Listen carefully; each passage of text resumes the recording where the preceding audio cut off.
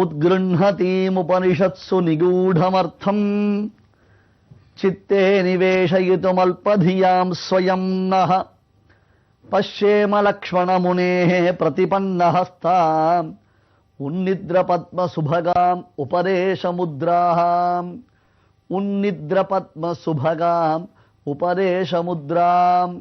சூரியனுடைய கிரணம் பட்டு மலர்ந்ததான அற்புதமான அந்த தாமரையினுடைய தாமரை இதழ்கள், இதழ் விரிந்த தாமரையினுடைய சோபை அழகு எப்படி இருக்குமோ அதுபோன்று தான் நம் இதயத்தில் எம்பெருமானுடைய அந்த திவ்யமான பெருமைகளை எல்லாம் அவனுடைய வடிவடையை எல்லாம் ஒரு சித்திரமாக எழுதக்கூடிய சுவாமி எம்பெருமானாருடைய திருக்கை விளங்குகிறது என்று இந்த 25வது ஸ்லோகத்தில் யதிராஜ சப்ததியில் சுவாமி ஸ்ரீ வேதாந்த தேசிகன் யதிராஜராம் பகவத் ராமானுஜர் புகழ் பாடுகிறார்.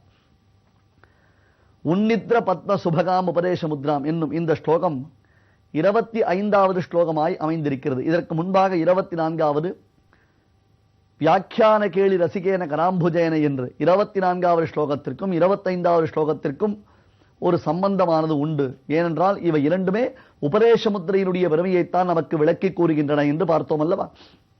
அதில் தத்துவங்களுடைய கிரமத்தில் நாம் பார்க்கலாம். தத்துவங்கள் என்றால் பிரகிருதி, மகத்து, அகங்காரம், பஞ்ச மகாபூதங்கள், தன்மாத்திரைகள், மகாபூதங்கள் என்பதாக அந்த தத்துவங்களுடைய கிரமத்தில் வரும் பொழுது 25வது தத்துவமாக ஜீவாத்மாவாகி நாம் காண்பிக்கப்படுகிறோம். காஞ்சிபுரத்தில் வரதராஜ பெருமாளுடைய சன்னிதானத்திற்கு படிக்கட்டுக்கள் மேலாக நாம் ஏறிச் செல்லும் பொழுது ஒரு எண்ணிக்கொண்டு சொல்ல வேண்டும். ஆம், எம்பெருமானை எண்ணிக்கொண்டு சொல்ல வேண்டும். படியை நாம் எண்ணிக்கொண்டு சொல்ல வேண்டும்.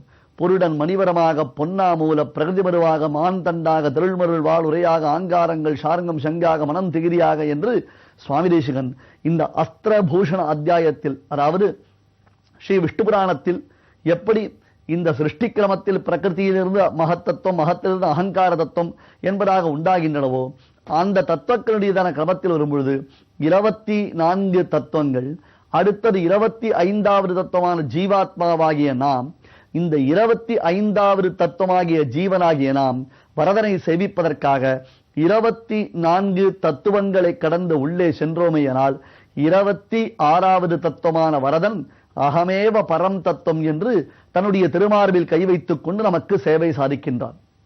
எப்பொழுது காஞ்சிபுரத்திற்கு சென்ற பெருமாளை சேவித்தாலும் இந்த பாவம் நமக்கு மனதில் உறைய வேண்டும். 24 படிகளை எண்ணிக்கொண்டு செல்ல வேண்டும்.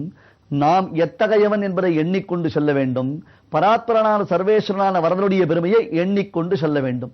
இந்த எண்ணிக்கையை வலியுறுத்துவதாகத்தான் இங்கே 25வதான இந்த ஸ்லோகத்தில் அகங்கார மமகாரங்களை எல்லாம் விடுத்து ஜீவாத்மா பரமாத்மாவிற்கு சேஷபூதராய் இருக்க வேண்டியவன். அத்தகைய ஜீவாத்மாவை நன்கு செம்மைப்படுத்தி பரமாத்மாவின் திருத்தாளினை கீழ் வைத்து நம்மை வாழ்விப்பவன் யார்? ஆச்சாரியன். அந்த ஆச்சாரியன் செய்யும் அருமையான உபதேசத்தை தான் இந்த ஸ்லோகத்தில் உன்னித்ர பத்ம சுபகாம் உபதேச முத்ராம் என்று வர்ணிக்கிறார். ஆகையால் தத்துவங்களில் 25வது தத்துவமான ஜீவாத்மாவுடையதான அகங்கார மமகார நிலை கழிந்து அந்த ஜீவன் தன் நிலை உணர்ந்து 26ஆம் தத்துவமான பரமாத்மாவை அடைவதற்கு உய்வதற்கு ஒரே வழி உடையவர் திருவடி என்று இந்த ஸ்லோகத்தினாலே சுவாமி தேசிகன் உபதேசிக்கிறார். ஏனென்றால் இந்த வைஷ்ணவ சம்பிரதாயத்தின் அத்தியுதமான அர்த்த விசேஷங்களை, வைஷ்ணவ சம்பிரதாயத்தின் மர்மங்களை எல்லாம் மற்றவர்கள் தெரிந்து கொண்டிருக்க முடியாது. அவர்களுக்கு புரியவும் புரியாது. யதிராஜருடைய திருவடித் தாமரைகளை அடைந்தவர்களுக்குத்தான் இந்த அர்த்த விசேஷங்கள் நன்கு தெளிவாக புரியுமாம். விஸ்ராம் யத்பிர்உபரியுபரி திவா நக்தம் பகிர் தர்சனம் அஸ்மத்தேசிக சம்பிரதாய ரஹிதைஹி அத்யாஹாபி நாலக்ஷிதஹ ஸ்வப்ராப்தே ஸ்வயமேவ சாதனதயா ஜோகுஷ்யமான ஸ்ருதோ சத்வஸ்தேஷோ பஜேத சந்நிதிமசௌ சாந்தாவதிஹி சேவதிஹி. சுவாமி தேசிகன் சித்தோபாய சோதனாதிகாரம் என்பதாக ஸ்ரீமத் ரகசிய திரேசாரத்தில் இந்த விஷயத்தை விளக்குகிறார்.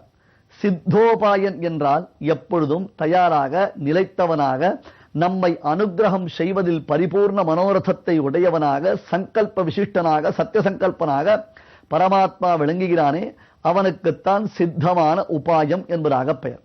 அத்தகைய சித்த உபாயனான, எப்பொழுதும் சித்தமாய் இருப்பது என்று சொல்கிறோம் அல்லவா, அதுபோன்று தயாராய் இருக்கக்கூடிய பரமாத்மாவை எந்த வழியினால் நாம் அடைவது என்றால், எத்தனையோ பேர் ஆராய்ச்சி செய்திருக்கிறார்கள். இந்த பிரம்மசூத்திரத்திற்கு வியாக்கியானம் செய்வதற்காக எத்தனையோ பேர் முயன்றிருக்கிறார்கள். பெருமானுடையதான பகவத்கீதைக்கு எத்தனையோ ஆராய்ச்சியாளர்கள், ஆன்மீக சிந்தனையாளர்கள் பலவிதமான வியாக்கியானங்களை செய்திருக்கிறார்கள். உண்மையில் அந்த கண்ணனுடைய திருவுள்ளம் என்ன? வியாசர் இந்த பிரம்மசூத்திரத்தை எந்த ஒரு அர்த்த விசேஷத்தை வெளிப்படுத்துவதாக அமைத்திருக்கிறார். இதையெல்லாம் அவர்கள் அறிந்திருக்கிறார்களோ? இல்லையே. ஒரு வழியில் போய் திரும்பி வந்து போய் திரும்பி வந்து போய் திரும்பி வந்து களைத்து விட்டார். ஏனென்றால் முன்னேறி செல்லக்கூடியவர் இடது வழியில் செல்வதா, வலது வழியில் செல்வதா, நேர் வழியில் செல்வதா, அல்லது சற்றே பின்வந்து வளைந்து செல்வதா என்பதாக தேடி தேடி தேடி பார்த்து அந்த வழி தெரியாமல் திகைத்து நிற்கிறார்கள். என்ன வழி? வேதம் என்னும் உயர்ந்த வழி, வேதம் என்னும் ராஜவீதி. அந்த வழி நடப்பதற்கு இவர்கள் தங்களால் முடியாததினாலே திகைத்து நிற்கிறார்கள். ஆனால் ராமானுஜன் சம்பிரதாயத்தைச் சேர்ந்த அடியார்கள், ராமானுஜன் திருவடி சம்பந்தம் பெற்றிருக்கக்கூடிய அடியார்கள், அவர்களுக்கு பழக்கப்பட்ட வழியாக இருப்பதினாலே இருளில் கூட திகைக்காமல் நடக்கிறார்களே, அதுபோன்று இந்த வழியில் சுலபமாக பயணம் செய்கிறார்கள். அதைத்தான் அஸ்மத்தேசிக சம்பிரதாய ரஹிதைஹி அத்யாபி நாலக்ஷிதா, எங்கள் ஆச்சாரிய சார்வபௌமரின் அற்புதமான அடிவைப்பில் வந்தவர்களை தவிர்த்து ஏனையவர்களுக்கு இத்தகையதான உத்தமமான அர்த்த விசேஷங்கள் ஒரு பொழுதும் புலனாகாது என்று சாதிக்கிறார். அஸ்மத்தேசிக சம்பிரதாய ரஹிதைஹி அத்யாபி நாலக்ஷிதா. சரி, எனில் அந்த பரபிரம்மத்தை அடைவதற்கு என்ன வழி என்றால், சொப்ராப்தே ஸ்வயமேவ சாதனதயா ஜோகுஷ்யமான ஸ்ருதோ, சாதனமும் நற்பயனும் யானே என்பதாக அந்த தன்னை அடைவதற்கு பரமாத்மா தானே உபாயமாக இருக்கிறான் என்று அவன் காட்டித் தருகிறான். அல்லது எல்லோருமா அந்த காட்சியின் உண்மை தத்துவத்தை புரிந்து கொள்கிறார்கள்? அவர்களுக்கு புரியவில்லை என்றால் அந்த சமயத்தில்தான் உன்னித்ர பத்ம சுபகாம் உபதேச முத்ராம், நன்கு சூரிய கிரணம் பட்டு அலர்ந்ததான தாமரை புஷ்பத்தை போன்று சிவந்து மிருதுவாக எல்லா விதமான பரிமளத்துடன் கூடியதாய் விளங்கும் ஸ்ரீ பாஷ்யகாரருடைய திருக்கைகள், அந்த உபதேச முத்திரைகள் இந்த தத்துவங்களை எல்லாம் நம் உள்ளத்திற்குள்ளே பதிய வைக்கின்றன.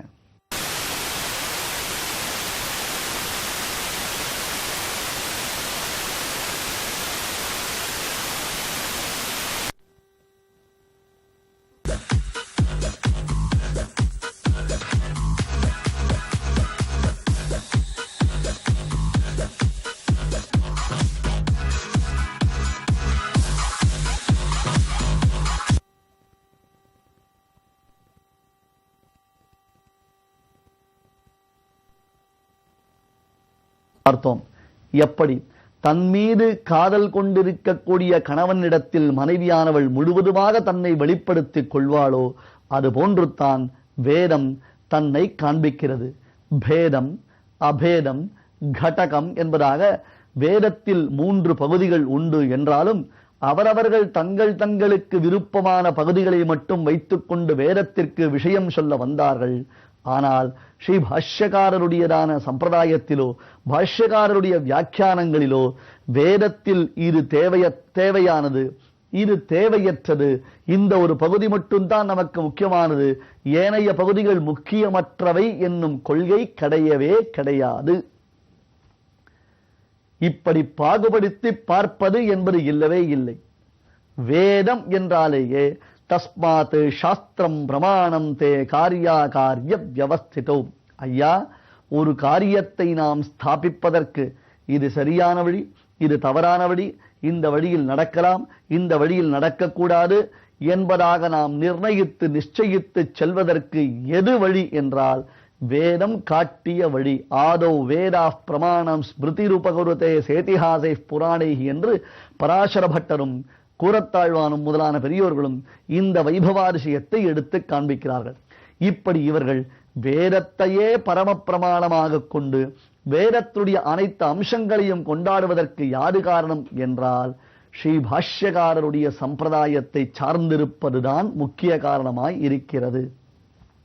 அஸ்மத்தேசிக சம்பிரதாய ரஹிதைரத்யாபினா லக்ஷிதா என்பதாக அந்த பாஷ்யக்காரருடைய சம்பிரதாயத்தை சாராதவர்களுக்கு இது தெரியாது. ஏனெனில் நம் பாஷ்யக்காரர் அதனை இவர்களுக்கு உபதேசம் செய்தருளுகிறார்.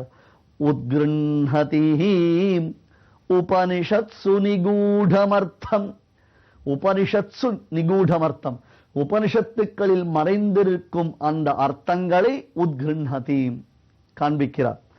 சித்தே நிவேஷயிதும் அல்பதியாம் ஸ்வயம் நஹாம். ஒரு முறை சொன்னால் புரியாது, 2 முறை சொன்னால் புரியாது, 4 முறை சொன்னால் புரியாது என்று இப்படி அல்ப புத்தி உடையவர்களாக மந்தமதி உடையவர்களாய் இருக்கும் நம்மை போன்றவர்கள் நிலைத்து நின்றதான ஞானத்தை அறிவதற்காக சுவாமி பஷ்யேம லக்ஷ்மணமுனே பிரதிபன்னஹஸ்தாம் உன்னித்ர பத்ம சுபகாம் உபதேச முத்ராம்.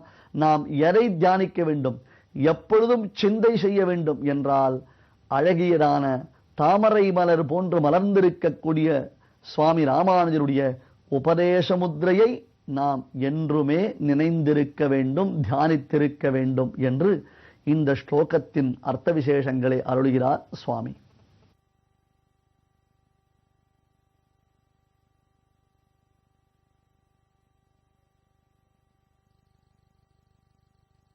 பொதிகை தொலைக்காட்சி